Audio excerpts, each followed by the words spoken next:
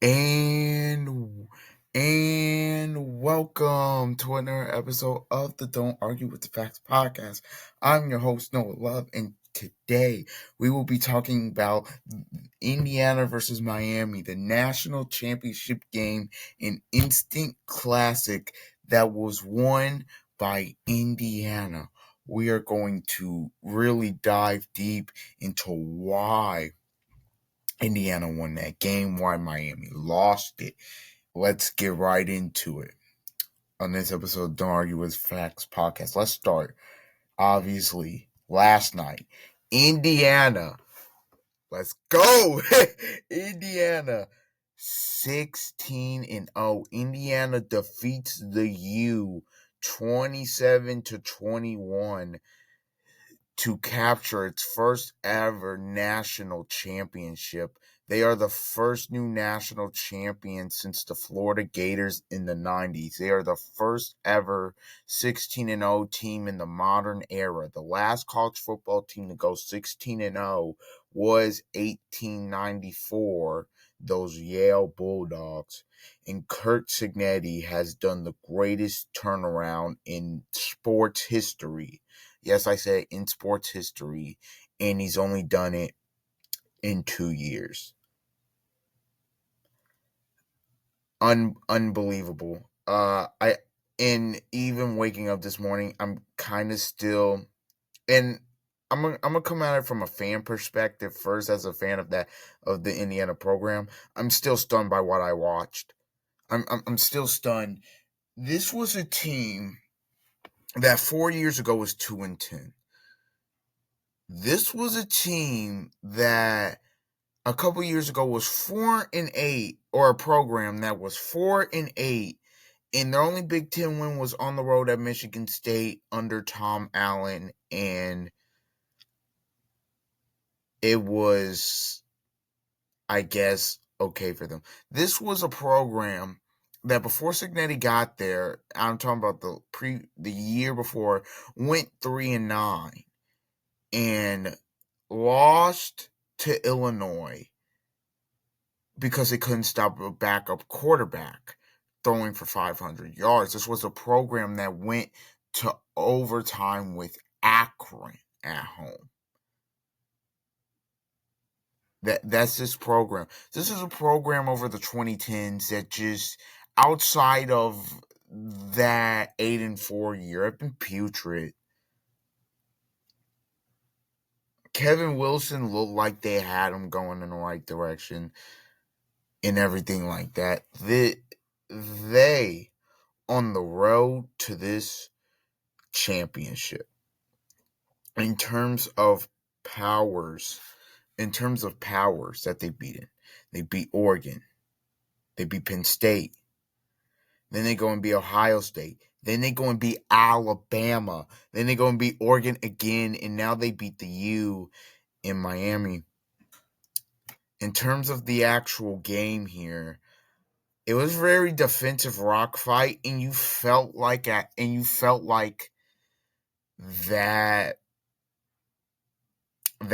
this was the type of game that was going to be. You're like, look, this game, it didn't feel like it was going to be a blowout. Like, you never felt like Indiana was going to blow the doors off of Miami, just because Miami had a good enough defense to keep them in it, and that's what they did. I thought Miami's front four was great. I really did. I thought their ability to get after the quarterback and sack Mendoza and just hit him. I mean, Mendoza was taking a beating back there. I mean, he was. He was getting hit, but to his credit, he just stayed in there. And look, it wasn't the best through 3 quarters, but when his best was required in the fourth, they got it. I think Mendoza in the game might have been sacked probably 6 times. I believe somewhere with that. it the defensive lines in this game for both teams. I'm looking at Indiana's defensive line as well. They played a really good game. I thought they got after the passer. I thought in the first half, and their ability to stop the run was crucial. The reason Indiana won this game and the reason Miami lost this game. Indiana won this game on a special teams play by Michael Kamara. That was a massive play. Also, before the half, Carter Davis misses a kick. It doinks off the upright, and it stays 10-0.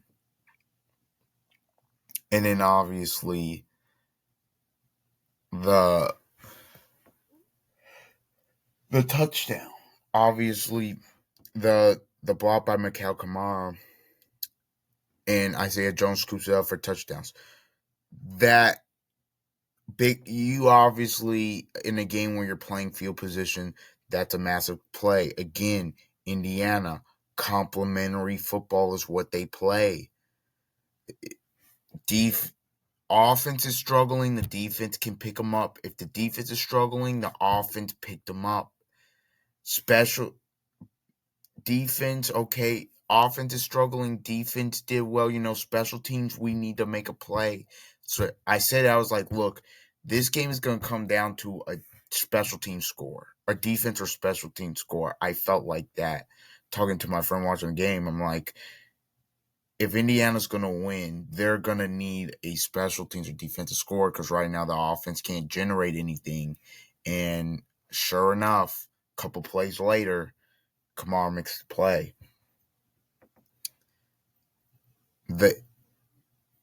Why Miami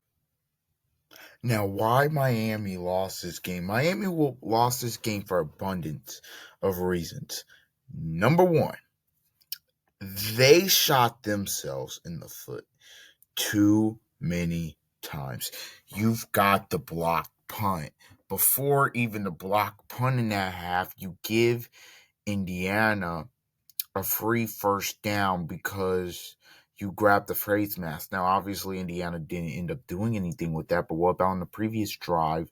You jump off, or not the previous drive, but when it's 3-0, jump off sides, gives Indiana first down. They go down, get touchdown on that drive. You made so many mistakes in this game. Obviously, the block punt, the interception was the nail in the coffin at the end of the game, picked by Jamari Sharp. But just there were so many things in this game when you look at it from a Miami perspective. This is a game you could have won, but so many just missed opportunities. And look, I think Indiana was better. Not even going from the fan. I felt like they were better. I felt like in the criticals, in the big moments, they were better. I also felt like Becker Mendoza, was he at his best in the first 3 quarters? No. But when his best was required, he gave it to you. The couple throws to Becker in the fourth.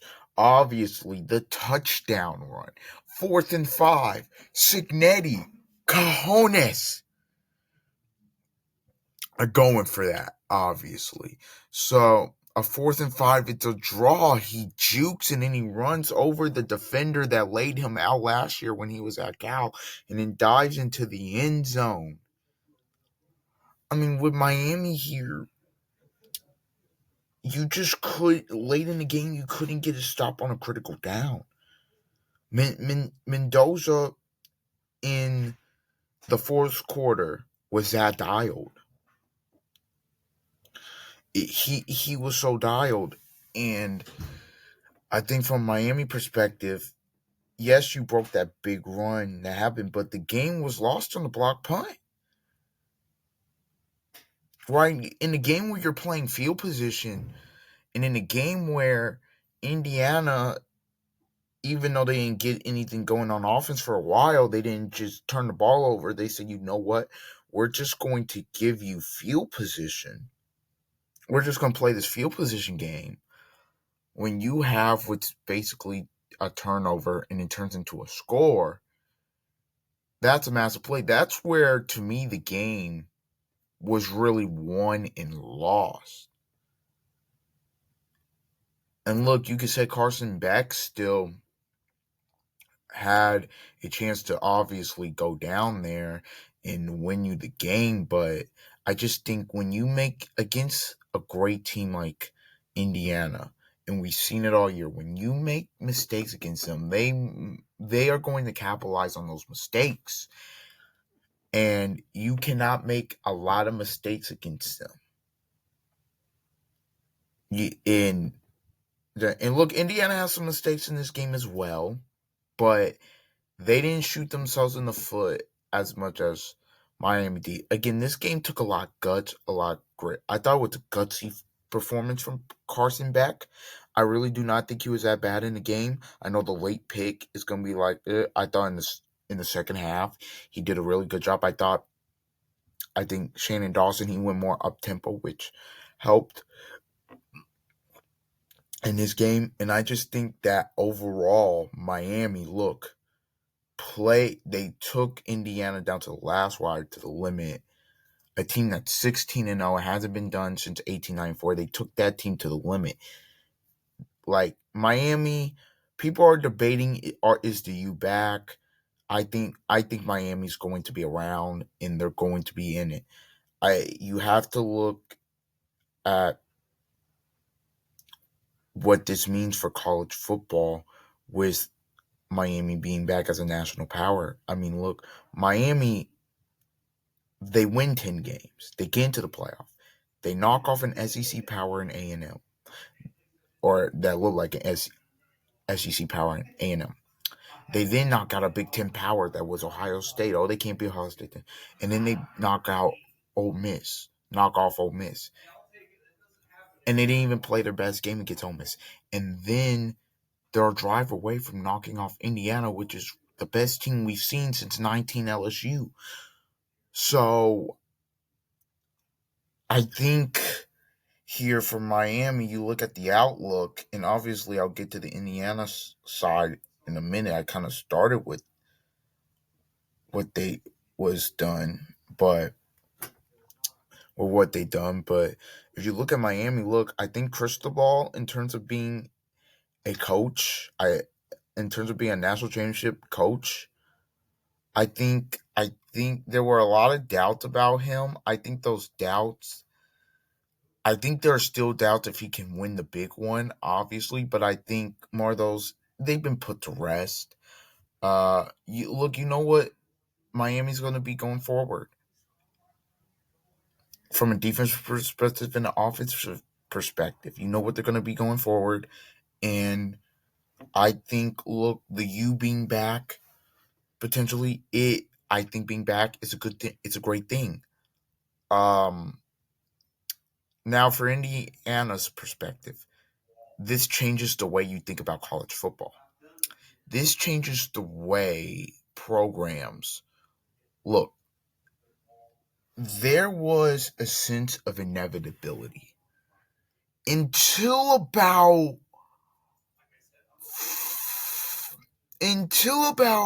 I'll go maybe a couple years ago, when Michigan and Washington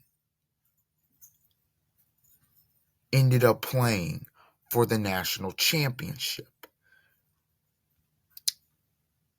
There was a stretch where you knew Clemson, Alabama, Georgia, or Ohio State was going to be playing for the national championship. Obviously, you had the 1 year LSU in there with LSU, playing for a national championship, but again, they still faced Clemson in that. So obviously, Georgia ended up winning 2 in a row in that time span. But the reason I'm bringing this up is because now college football, there's not a sense of inevitability. I don't think. If you look at 2024, the 24 was 24. No, the I'll say it was the 23-24 season. Michigan and one, or not even that. Go back to that 22, the 22 season. Okay, Georgia plays TCU. We know how that went, but TCU getting there, great story. Then you go to that next year. It's Michigan and Washington. Okay, two teams that haven't been there in a while. Then it's Ohio State and Notre Dame. Ohio State's obviously around, but Notre Dame haven't been there in a while, and they're around. And now this year, it's Indiana and Miami. And these two teams are going to be around. In Indiana, what's scary about Indiana, not only obviously it's great from a fan perspective, but from an analysis perspective, Cignetti won this was the 60th ranked class, recruiting class. He won this with the 60th ranked recruiting class. Indiana, because they won the national championship, are now going to be getting bare minimum top 25 classes, recruiting classes. This is going to be Cignetti's probably least talented team outside of last year. This is probably the least talented team going forward. And they didn't lose a game, and they won the Natty, and they beat national powerhouses handedly, by the way. That's scary. And also, this is great for college football because now this gives a sense of hope to an Oklahoma State, to a Mississippi State, to a Michigan State, to in the Big 12, some random team, to a TCU again or something like that. It gives you a sense of hope that, look, we are one portal class away. We are one head coach away, and maybe we can go on a magical run and we can go and win this thing. The one good thing that's come out of NIL and the portal is the playing field is even. Now, obviously, the Big Ten is dominating, but it's not the same team. The playing fields are even. This isn't about a Big Ten dominance, I think. If that's what you take out of last night, or that there's something wrong with you there. I think, in my opinion, what Indiana has done is given programs, those real smaller, not as successful, or even those mid-tier programs, hope that they can do it. But what Cignetti has done is also put pressure on the guys who are at big programs that have been close, knocking on the door, but have not gotten it done. He's put pressure on Sarkisian. Kiffin already had tremendous pressure, but DeBoer, and he's had pressure, but now Lanning with the pressure. Obviously, if you have not won a national title, Freeman's got pressure because it's just like, okay, Indiana just did it. Let's go. Elko. Indiana just did it. Let's go. So, Summerall, who just got the job, Indiana rebuilt this thing in 2 years. Let's go. So, I do think there is an effect to Indiana winning this championship, and I think it's great for the sport. Truthfully, Indiana in this team finding a way, Mendoza being great. There are some guys before I get off this I want to highlight that were huge, that I feel like in the national media didn't get enough credit. I feel like the two backs didn't get enough credit. Kalon Black, Roman Hemby.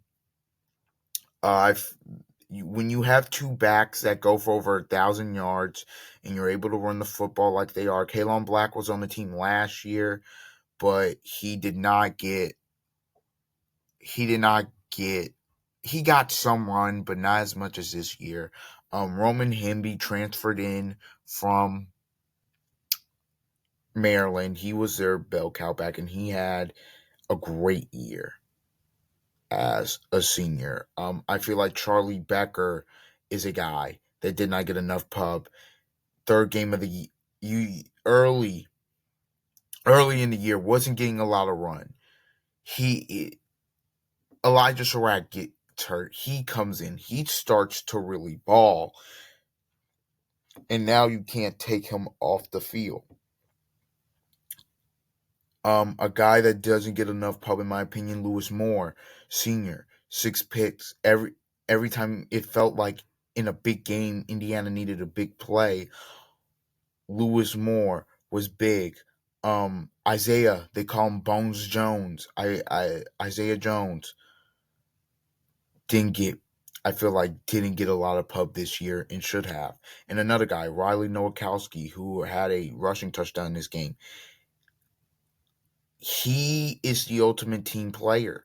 He could catch it. He could catch it. They obviously put him in to run it, and he's a good blocker. He's just a whatever you need, versatile type of guy. And I think you need those guys on the team. Those guys are very important to championship teams. So Indiana wins the national championship in football. This is the end of the college football coverage in terms of games for this season.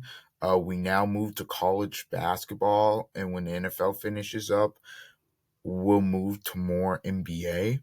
But yeah, this has been the 2025-26 college football season. Indiana finishes 16-0 for the first time since 1894. Yale did it. Curt Cignetti right now. We can have some off-season discussions about who's the best coach in the sport. But yeah, thank you everybody for watching. Please like, comment, share, and subscribe. And until that next time, see ya.